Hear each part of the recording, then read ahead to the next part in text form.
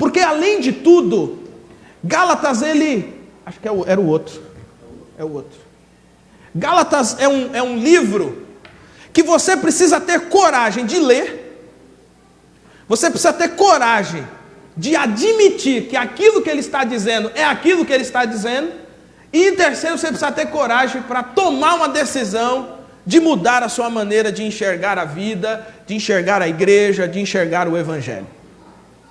O livro de Gálatas é um livro que expressa, é um livro que expressa essa realidade da liberdade.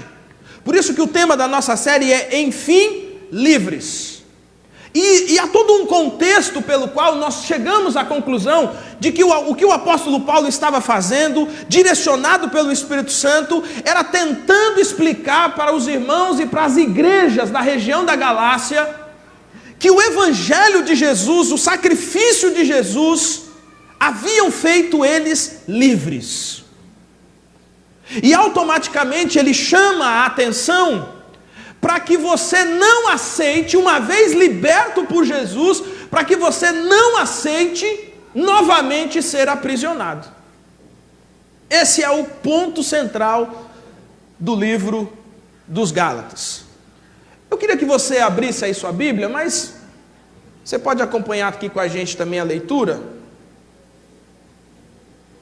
Não funcionou. Pode passar aí para mim. Isso. Para a gente ler novamente esse texto que a gente leu no começo. Vamos lá, Gálatas capítulo 1, do versículo 1 ao versículo de número 5. Está projetado aqui, todo mundo consegue enxergar. Paulo, apóstolo, não da parte de homens, nem por intermédio de homem algum, mas por Jesus, Cristo e por Deus Pai, que o ressuscitou dentre os mortos, e todos os irmãos, meus companheiros, às igrejas da Galácia. Por favor, próximo aí. Graça a vós outros e paz da parte de Deus, o nosso Pai, e do Senhor Jesus Cristo, o qual se entregou a si mesmo pelos nossos pecados para desarraigar deste mundo perverso, para nos desarraigar deste mundo perverso, segundo a vontade de nosso Deus e Pai, a quem seja a glória pelos séculos dos séculos. Amém. É isso que o texto vai dizer. O tema da nossa reflexão de hoje, então, com base nesses 5 versículos, é livres da condenação. O que está acontecendo aqui no livro de Gálatas? Primeiro, vamos entender quem são os Gálatas e que lugar é esse. Os Gálatas eram uma província na época, e eles eram basicamente um povo mais antigo que era chamado de os celtas. Eles habitaram aquela região, a região da Galácia, hoje seria mais ou menos aonde está a Turquia. São regiões da Ásia Menor. E esse povo, como você pode observar, é um povo que não é judeu, não é crente, não conhece Deus, não conhece Jesus, é um povo completamente pagão. Quem escreveu a carta aos Gálatas? O apóstolo Paulo. Ele começa dizendo: eu, Paulo, apóstolo. Ok? Então a gente não tem dúvida. Quem escreveu a carta de Gálatas? Nós não temos dúvidas, porque ele mesmo declara, no começo da sua carta, o próprio Paulo vai declarar: eu, Paulo, apóstolo. E tem uma outra observação aqui.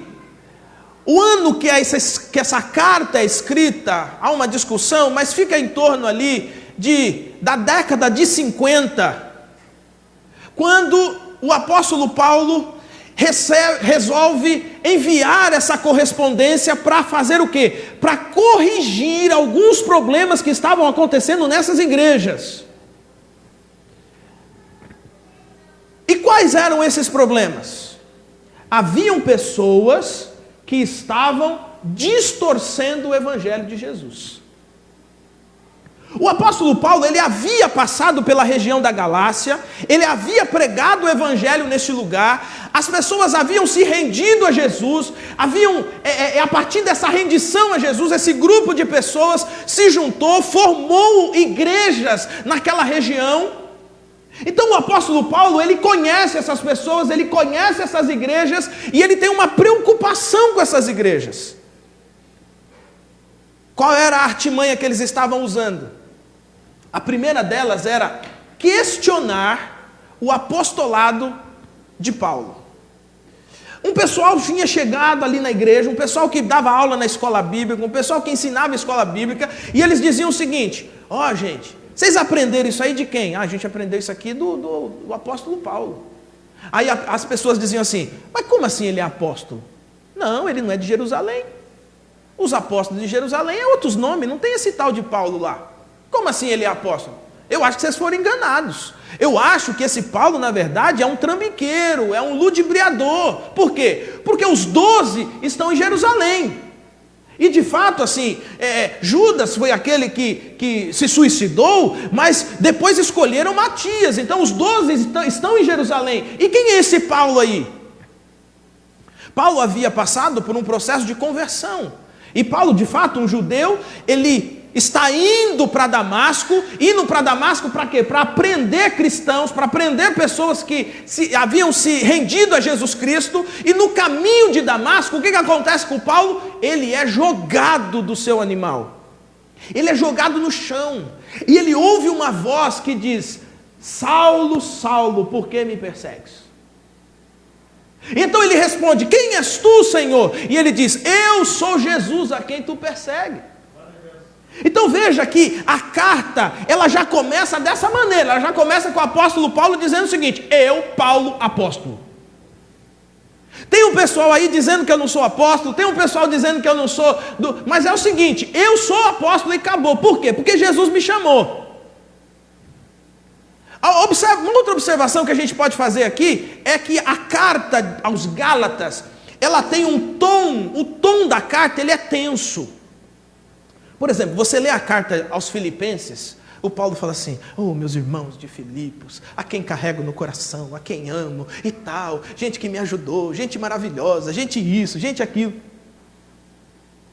Na carta aos Gálatas, o Paulo nem faz saudação, ele já começa dizendo o seguinte: eu, Paulo, apóstolo, não por parte de homens, e nem por intermédio de homem algum.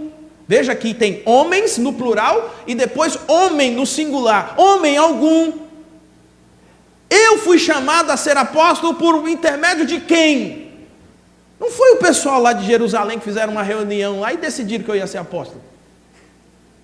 Não foi outra pessoa aqui na região da Galácia que olhou para mim e falou assim: cara, você é bonito, vamos fazer ser apóstolo. Não foi.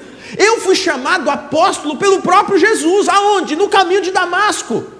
Saulo, Saulo, por que me persegues? Quem és tu, Senhor? Eu sou Jesus a quem tu persegues. E o Paulo, chamava Saulo, né? Saulo, Paulo, é tudo a mesma coisa. Um nome é romano, outro nome é judeu. Ele se derrama aos pés de Jesus.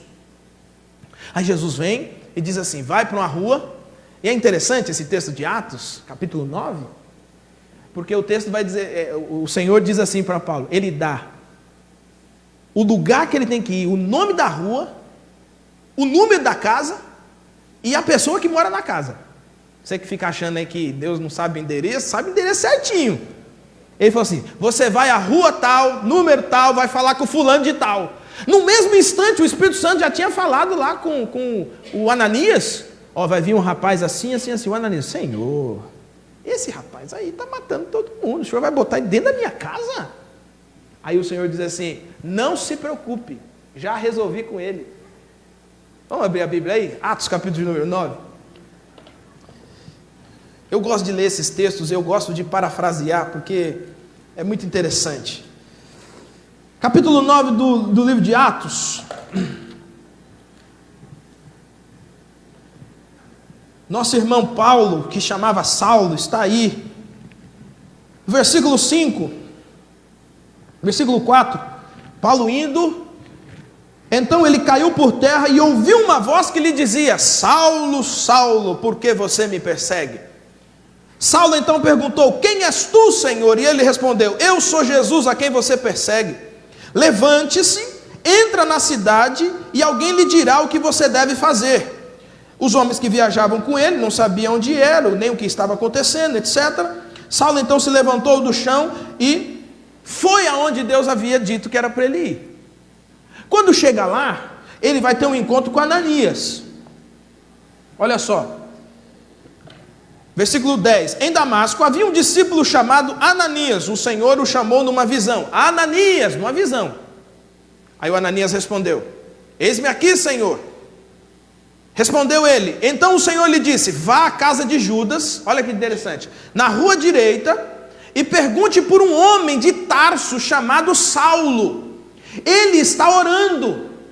Numa visão viu um homem chamado Ananias chegar e impor-lhe as mãos para que voltasse a ver. Respondeu Ananias. Que é mesmo com Deus falando com a gente de vez em quando é difícil, né, gente? Imagina quando o pastor pede, né? Imagina, com Deus pedindo o negócio está tenso aqui, ó. Respondeu então Ananias: Senhor, tenho ouvido muita coisa a respeito desse homem e de todo o mal que ele tem feito aos teus santos em Jerusalém. Ele chegou aqui com autorização dos chefes dos sacerdotes para prender todos os que invocam o teu nome. Mas o Senhor disse a Ananias: vá, este homem é meu instrumento escolhido para levar o meu nome perante os gentios e seus reis e perante o povo de Israel. Mostrarei a ele o quanto deve sofrer pelo meu nome. Em outras palavras, Deus diz assim para Ananias: ô Ananias, isso aí não é problema seu não, você só vai lá, ora pelo cabra, ele está cego, você vai orar por ele, ele vai voltar a ver. Mas Senhor, ele está matando as pessoas. Não, Ananias, isso aí não é problema seu, você faz o que eu estou mandando, vai lá, ele vai estar orando, ele já viu você numa visão, ele já sabe quem é você, você vai chegar lá e falar assim: sou Ananias e vim orar por você, bota a mão na cabeça dele, ele vai voltar a enxergar. O resto é problema meu. O Senhor está dizendo para Ananias: esse camarada aí, eu vou mostrar para ele o quão é valioso sofrer pelo meu nome. Então o apóstolo Paulo, ele começa o livro de Gálatas, ele começa dizendo o seguinte: olha, eu não sou qualquer apóstolo mesmo. Sabe por quê, gente? Um apóstolo, hoje tem muito apóstolo, né? Tem apóstolo para puxar de rodo hoje, né? Na época de Jesus teve 13. Se você juntar o Judas, vai dar 14. Mas foram só esses apóstolos que tiveram naquela época, né? O Paulo, ele vai dizer que ele é um apóstolo nascido fora do tempo. Por quê? Porque ele não pertencia ao grupo de Jerusalém, ele pertencia a um outro grupo. E Jesus vai lá e chama ele especificamente, diretamente, e ele só escreveu, sei lá, 70% do Novo Testamento é escrito pelo apóstolo Paulo. O Novo Testamento tem quantos livros? Oh, gente, não desanima a gente, não. 39. Desses 39 livros, 13 são escritos pelo apóstolo Paulo. Então observe o seguinte: ele começa falando que ele é apóstolo. Hoje, comum, apóstolo tem em toda esquina. O cara acorda de manhã e fala assim: rapaz, cansei de ser pastor, eu agora vou ser apóstolo. E tem uns que cansaram de ser apóstolo. Eles cansaram de ser apóstolo e agora eles são pai-póstolo. E aí teve um que cansou de ser pai-póstolo e agora ele decidiu que ele é patriarca. Olha que miséria. Ser pastor para quê, né? Só que observe o seguinte: havia uma característica específica dos apóstolos. Por que nós não chamamos o povo de apóstolo? Tem dois tipos aqui. Você tem o apóstolo, que é aquele que é chamado especificamente por Jesus. É o apóstolo que andou com Jesus, que caminhou com Jesus. Você tem o apóstolo, que é o dom ou a designação, que é aquele que é enviado. Esses apóstolos que nós vemos nos dias de hoje, eles não são os enviados de Deus. Eles usam o título apenas por manipulação de poder. Você já recebeu a minha bênção? Se você não recebeu a minha bênção, você não está abençoado, pai. Não, o pastor orou por mim. Pastor, eu sou pai apóstolo, patriarca. Eu estou esperando, eles estão continuando, eu estou esperando. Daqui a pouco vai ter semideus, vai ter semi-Jesus. Daqui a pouco eles vão passar a perna em Jesus, meu irmão, e vão chegar, é pai, o fulano e o Espírito Santo. E o Jesus? Não, o Jesus perdeu o cargo. Só que observe o seguinte: para você ser um apóstolo designado, ou um apóstolo de Jesus, você tinha que ter sido testemunha da ressurreição. Primeiro, andar com Jesus, tinha que ter andado com Jesus. Por quê? Não é assim que Jesus chama os apóstolos? Jesus vai andando na beira da praia, Mateus, não, Mateus é na coletoria, já eu errando na história, ó. Andando na beira da praia, é Pedro, Tiago, João, ele vai chamando, ele está passando na coletoria, passando no pedágio, meu irmão, imagina a cena, Jesus passando no pedágio, aí está o cara atendendo no pedágio, e fala assim, como é que é seu nome? Ah, eu chamo Mateus. Mateus, me segue. E imediatamente o Mateus largou tudo para trás e seguiu Jesus. Estes são os apóstolos, andaram com Jesus, foram chamados especificamente por Jesus. A segunda característica, ela precisava ser testemunha da ressurreição de Jesus. Tinha que testemunhar Jesus ressurreto. Se você olhar Atos capítulo de número 1, quando eles vão escolher o Matias, eles vão dar essas regrinhas. Ele diz, bom, como que tem que ser o cara então? Bom, tem que ter andado, tem que ter sido testemunha da ressurreição. O apóstolo Paulo, ele é de fato um apóstolo que tem todas essas características, porque o apóstolo Paulo não andou com Jesus, enquanto os discípulos de Jesus. Ele também não viu Jesus ressuscitado no dia da ressurreição, e nem nos dias que se seguiram. Mas qual é a credencial que Paulo tem? Quando ele está indo no caminho de Damasco, quem aparece para ele? Jesus. E Jesus não só o chama especificamente, como Jesus também acaba dando para ele uma evidência da ressurreição.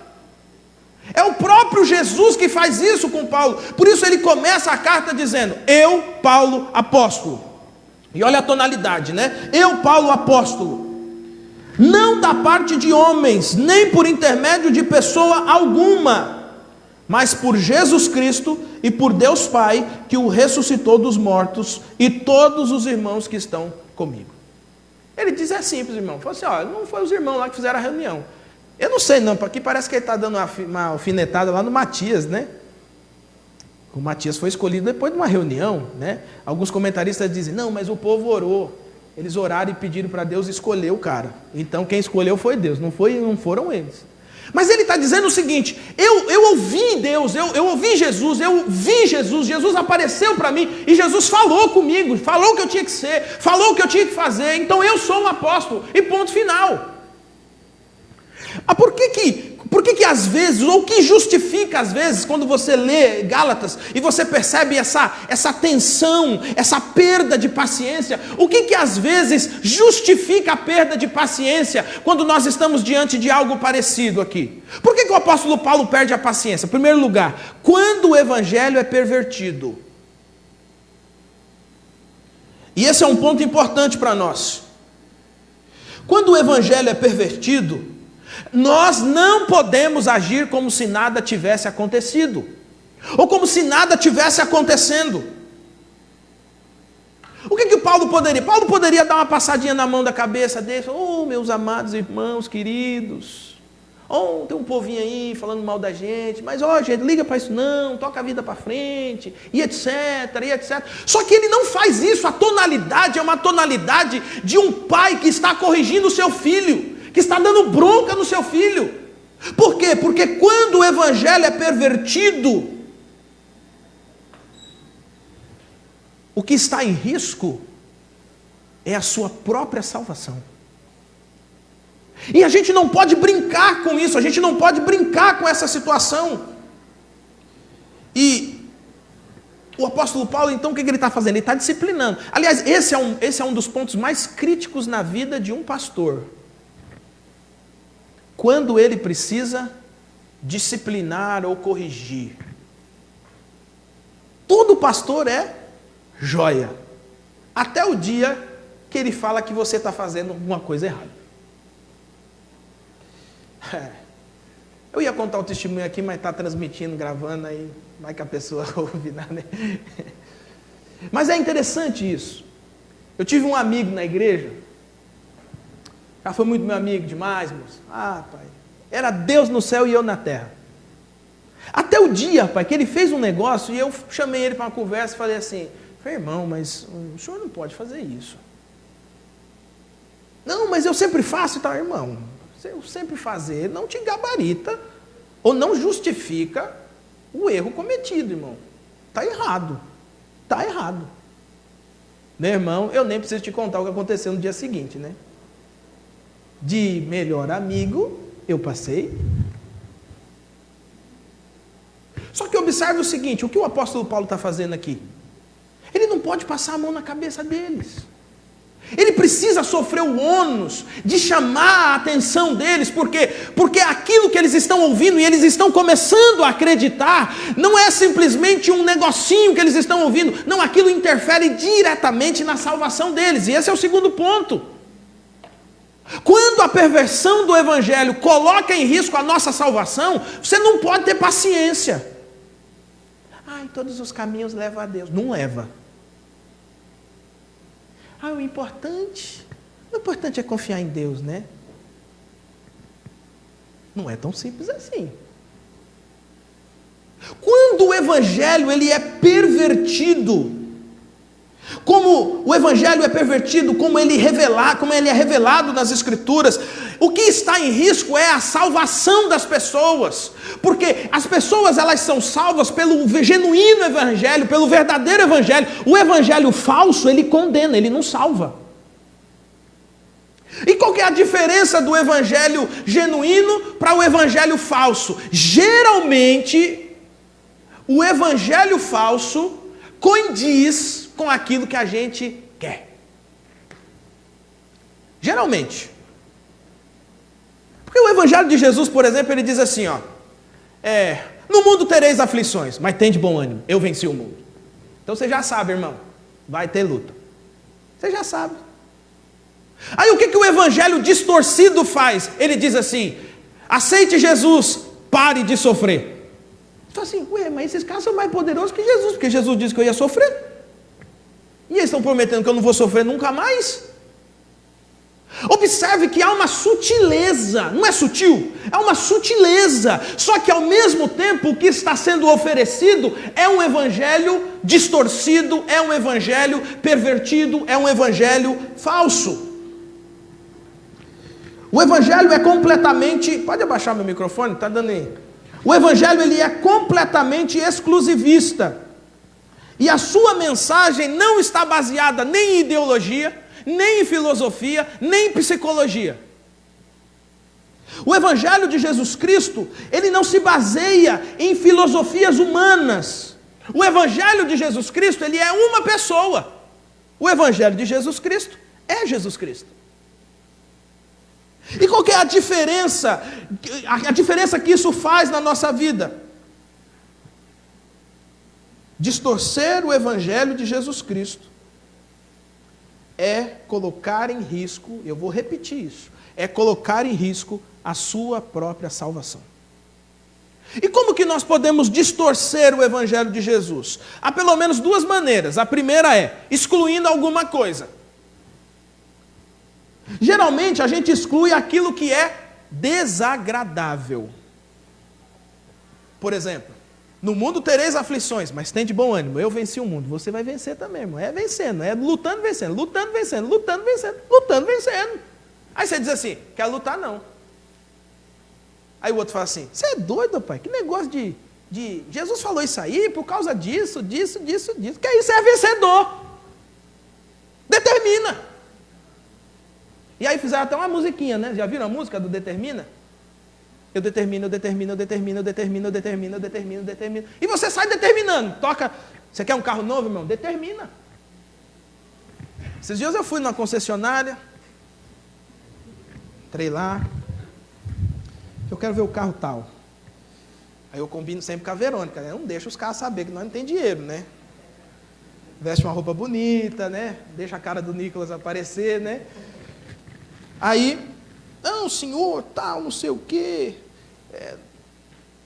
O que o senhor quer mostrar? O que o senhor quer ver? Eu falei assim, rapaz, eu quero ver, mas eu quero ver o do bom, aquele que é top mesmo. Cara, peraí, pastor não, peraí, vou te mostrar. Aí foi lá, eu entro dentro do carro, sento. Aí eu falo para a Verônica assim, e aí, amor, o que você acha? Bom, né? Mexo no volante, mexo no banco, acabamento bonito e tal. Aí eu digo assim, quanto é? Cara, rapaz, esse aqui, esse aqui, na promoção tal, eu consigo fazer para você 35 mil. Eu, rapaz, 35 mil? Rapaz, barato, né, vida?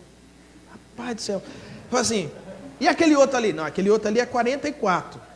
Rapaz, aquele é muito caro, né? Mas aquele outro ali eu faço no mesmo preço. Deixa eu ver. Aí o cara, no final, ele fala assim, o senhor pretende fechar negócio agora, para esses dias?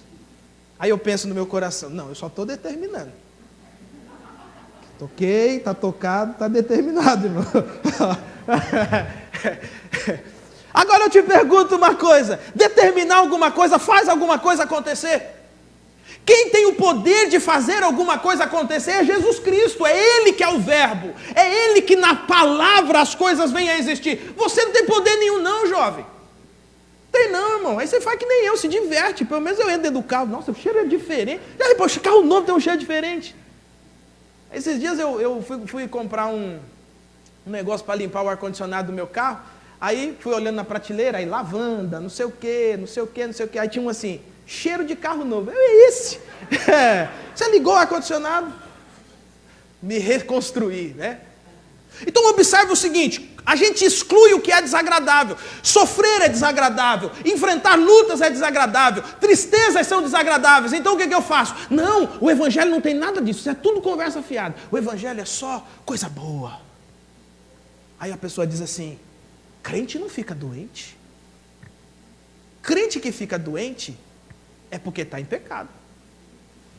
Rapaz, tinha uma pastora que ensinava uma miséria dessa aí. Aí ela ficou doente. Aí teve que ir escondida para o hospital, porque se os crentes verem, a mulher está ensinando para mim toda semana que crente só fica doente. Por quê? Porque você falar isso para quem está doente, quando não é você, é fácil. O difícil, meu irmão, é quando você está doente e você fala assim, doença é para crente infiel. Ô jovem, não leu a Bíblia não. Doença é consequência do pecado, acontece. Cura é algo divino de Deus, mas também não é o suprassumo da realidade não. O capeta cura também. Então não é, a cura também não é o mais importante da realidade. O que é o mais importante disso? É que o que Jesus disse é, no mundo tereis aflições, mas tenham bom ânimo. O mundo é vencido pelo verdadeiro evangelho. O evangelho falso é entorpecente. É tomar 2, 3 doses de uísque. É usar uma droga qualquer para você fugir da realidade. Isso é o que faz o evangelho falso. Mas o evangelho verdadeiro, ele ajuda você a enfrentar.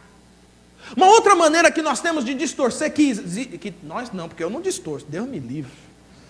Uma outra maneira que há de distorcer o evangelho é acrescentando algo ao evangelho. Houve essa aqui que uma vez um pastor me falou. Não é da nossa igreja, obviamente, né? Nossa igreja só tem homens de Deus. Ele falou assim, eu perguntei para ele, por que eles faziam um negócio que eles chamam de retiro de cura espiritual. Eu falei, rapaz, que esse negócio de retiro e tal, como é que funciona isso? Ele falou assim, não, o retiro de cura espiritual é o seguinte, é uma contribuição que nós damos à libertação que Jesus faz na vida da pessoa. Me explica melhor. Aí ele explicou da seguinte maneira, a pessoa vem para a igreja, aí ele aceita Jesus, ele se rende a Jesus, vai na frente, ele chora e ele fala assim, não, é Jesus, eu vou caminhar com Jesus. Só que para trás tem muita maldição na vida dele. A mãe entregou ele lá pro diabo, o avô dele disse que não sei o quê, o tio dele lançou uma maldição não sei das quantas, e tal, e tal, e tal. Aí o que nós fazemos? Ele aceita Jesus, mas a obra ainda não está completa. Olha a explicação, a obra ainda não está completa. Ele precisa ir para o retiro de cura espiritual. No retiro de cura espiritual, a gente faz assim, uma espécie de regressão espiritual. Olha o negócio. Aí, ele volta lá no dia que o tio amaldiçoou ele. Aí, você está vendo quem? Eu estou vendo meu tio. O que ele está dizendo para você? Ele está dizendo que eu não vou dar para nada nessa vida, que eu sou um miserável e tal. E o que você vai dizer para ele? Está amarrado em nome de Jesus. Aí o cara paga lá uns 2 contos para participar do retiro, né? Porque com 2 contos, meu irmão, até eu descarrego tudo da sua vida, viu? Aí ele volta, dizendo, agora ele está liberto. Mas espera uma coisa. Espera uma coisa. A Bíblia diz que quem liberta é Jesus Cristo, e essa libertação é instantânea. É Jesus Cristo que transporta você do reino das trevas e coloca você no reino da luz. Isso não é uma ação humana, isso não é uma promoção que uma igreja faz, isso não é um retiro que a gente realiza. Se o Filho vos libertar, verdadeiramente sois livres, é o que diz a palavra de Deus. Em outras palavras, quando nós acrescentamos algo ao Evangelho, nós estamos dizendo o seguinte: olha, Jesus é poderoso, mas ele não é tão poderoso assim, porque a gente precisa completar a obra dele. Ô meu irmão, se você precisa completar a obra de Jesus, o poderoso não é Jesus, o poderoso é você. Mas quando foi que Jesus pediu para a gente completar a obra dele? A obra de Jesus é única, a obra de Jesus é instantânea, a obra de Jesus é poderosa, a obra de Jesus é eterna. Jesus faz um resgate único da sua vida. No dia que você se rendeu a Jesus Cristo Senhor, não interessa quais foram as maldições, não interessa quais foram as macumbas, não interessa as quizumbas que fizeram na sua vida, está tudo quebrado, e é quebrado não no retiro espiritual, é quebrado no nome poderoso de Jesus Cristo. Qualquer coisa diferente disso, você diz, isso é maldição. O apóstolo Paulo vai dizer, o falso evangelho é maldito, o falso evangelho é anátema. Então o evangelho de Jesus você não pode excluir, meu irmão, o pacote é completo. Você recebe tudo e toca a vida para frente. Só que o evangelho de Jesus você não pode acrescentar. E às vezes nós insistimos, nós acrescentamos outras coisas. A gente diz assim, pregar sobre Jesus, pregar sobre cruz na igreja, pregaçãozinha muito fraca. Tem que pregar mesmo eu determino. Vamos, meu irmão, você é poderoso, você consegue, você vai fazer, levanta do seu lugar. Meu irmão, até eu vou mentir para vocês que eu assisto esses negócios para a gente entender, né? Faz parte do trabalho, né? E até você dá um pulo do banco, sentado no sofá. Você dá um pulo do sofá, você fala assim, eu aceito, eu determino. Aí você fala, rapaz, o que eu estou fazendo? Os dias que eu fiquei de férias, eu acordava bem cedinho. Eu não sei, eu já acordo cedo, não tenho problema com acordar cedo, acordei bem cedinho. E aí eu fiquei assistindo só os programas de televisão de igreja que passam na TV. Eu assisti todos. Aí eu até mandei uma mensagem assim para um amigo meu, eu falei assim, cara do céu, mano, como pode uma desgraceira dessa? Como que esses caras fazem sucesso, cara? Que sucesso é esse? Você entra lá, o Facebook do cara tem não sei quantas mil pessoas, e o Instagram tem quantas mil pessoas, só o povo assim, pastor, ora por mim, pastor, me dá uma revelação, pastor, pastor, eu sonhei tal coisa, o que o senhor acha que é? E tal, eu falei, eu tô lascado, meu irmão, porque o povo me conta sonho, pergunta, e o que o senhor acha, pastor? Eu falo, sei não. Esse negócio aí é com Daniel, com José, eu não recebi esse dom. Então veja só, quando nós excluímos, ou quando nós acrescentamos algo ao Evangelho, nós distorcemos o verdadeiro Evangelho de Jesus Cristo. E o que é o Evangelho que nos livra da condenação? Eu estou caminhando para o fim. Em primeiro lugar é o Evangelho da cruz. Meu irmão, se você excluir a cruz de Jesus do Evangelho, não é Evangelho. Olha o que o apóstolo Paulo vai dizer aqui, no versículo 1. Ele diz, mas por Jesus Cristo e por Deus Pai, que o ressuscitou dentre os mortos. Então o Evangelho de Jesus, olha que interessante, a principal característica do Evangelho de Jesus é que ela tem um Deus que morre, ressuscita. E qual é o símbolo disso? A cruz. É óbvio que nessa época aqui, a cruz ela tinha um sentido de maldição. Como pode alguém morrer numa cruz? Quem morria na cruz era só o pior dos piores dos piores. Só que quando Jesus morre na cruz, Jesus dá à cruz um novo significado, e ele tem pelo menos 2 significados. Primeiro, porque a cruz é o palco da salvação. É na cruz que a salvação da humanidade é conquistada por Jesus. É por isso que ele grita na cruz: está consumado. Deixa eu te dizer uma coisa. Evangelho verdadeiro de Jesus. Se eu não me entregar, ninguém me obriga não. A cruz de Jesus, então, imprimidos da cruz, foram buscar Jesus, símbolo da vida. Jesus pendurou. A missão desfazer esse processo. Tirou você do reino das trevas. O mundo pode significar natureza, o mundo pode significar o cosmos, ou o mundo pode significar um sistema anticristo que existe. Quando Jesus Cristo entra na sua vida, e o que devolve você para o mundo? E o que você faz quando você é devolvido para o mundo? Antes você vivia devolvido para o mundo, agora, quando você recebe aquele convite para ir na festinha do seu sobrinho, do seu, e aí você fala assim: não vou não, que lá é só trevas. Lá, olha pastor, o diabo reina, hein? Só capeta naquele lugar. Eu tenho um cunhado, pastor, vou contar para o senhor. O cunhado aquele é filho do diabo. Aí eu digo: pois é, meu irmão, mina um ambiente de trevas. Aí ele não leva presente para o aniversariante. É o melhor. E Jesus deu, irmão, você faz tudo que é treva também. Você também é uma treva. É uma treva, pastor. Ai, pastor, aquele meu marido é uma treva, pastor. E é mesmo, é uma treva. Transporta do reino das trevas para o reino de luz. Para Cristo, pelos séculos dos séculos. Ok, a cruz, o evangelho, ele é o evangelho da cruz. O evangelho, ele de fato tem um Cristo sendo morto. O evangelho de fato tem um Cristo sendo ressuscitado. Mas o ápice do evangelho é que ele tem um Cristo sendo glorificado. Meu irmão, quando Jesus é glorificado, a Bíblia diz que Jesus começa a subir, e ele é recebido nos céus. Veja só, Jesus morreu. Jesus ressuscitou. Isso é o evangelho. Olha o extrato do evangelho. Jesus morreu. Jesus ressuscitou. Jesus está glorificado à destra de Deus, o nosso Pai. Jesus está na eternidade, à direita de Deus, o nosso Pai, porque Ele foi glorificado. E esse é o caminho que nós seguiremos, porque nós também seremos glorificados, nós também seremos ressuscitados, porque essa é a promessa do nosso Deus, essa é a promessa que está no Evangelho. Nem sempre você vai ser livrado da morte, mas uma coisa vai acontecer: você vai ser ressuscitado. Morte nenhuma terá o poder de sucumbir você, de prender. Crê em Jesus de todo o seu coração. Meu irmão, rejeita as mandingas. O cara fala assim: eu vou dobrar os meus joelhos, e o meu Deus, ele faz assim com a mão, o meu Deus vai abrir uma cova.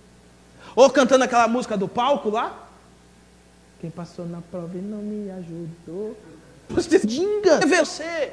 O dia que alguém disser para você: sabe por que você está sofrendo isso aí? É porque tem uma maldição hereditária na sua vida. Você fala assim: para trás de mim, capeta.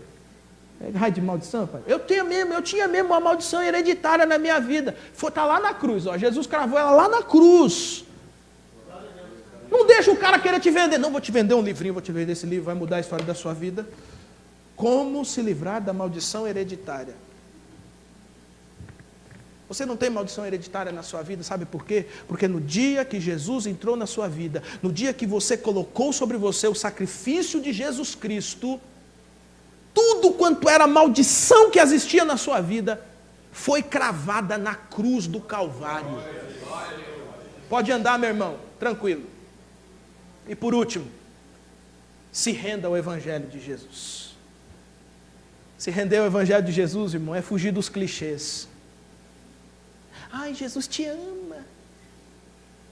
Ô, irmão, Jesus te ama e Ele te odeia também, viu? É só você ler a Bíblia para você ver. Ai, pastor, é que quem não vem pelo amor, vem pela dor. Ué, onde está escrito isso aí? Eu conheço a história, não, onde está escrito? Não, está na Bíblia, tem em algum lugar, pastor, peraí que eu vou achar. Não está não. Isso somos nós acrescentando algo ao Evangelho. Meu irmão, se renda ao Evangelho. Sabe o que é se render ao Evangelho? É aceitar o seguinte: o pior assassino que existe, o pior bandido que existe, o pior ladrão que existe, levanta da oração e fala assim: mudou minha vida. Aí você fala assim: não pode ser. Que isso, rapaz? Nem frequentou a igreja, não foi na escola bíblica. Pô, que isso, cara? Como que pode ter mudado a vida assim? Mudou. Porque esse é o Evangelho de Jesus Cristo. Esse é o Evangelho de Jesus Cristo. Eu quero te convidar em nome de Jesus a colocar em pé. Glória a Deus. De maneira que quiser.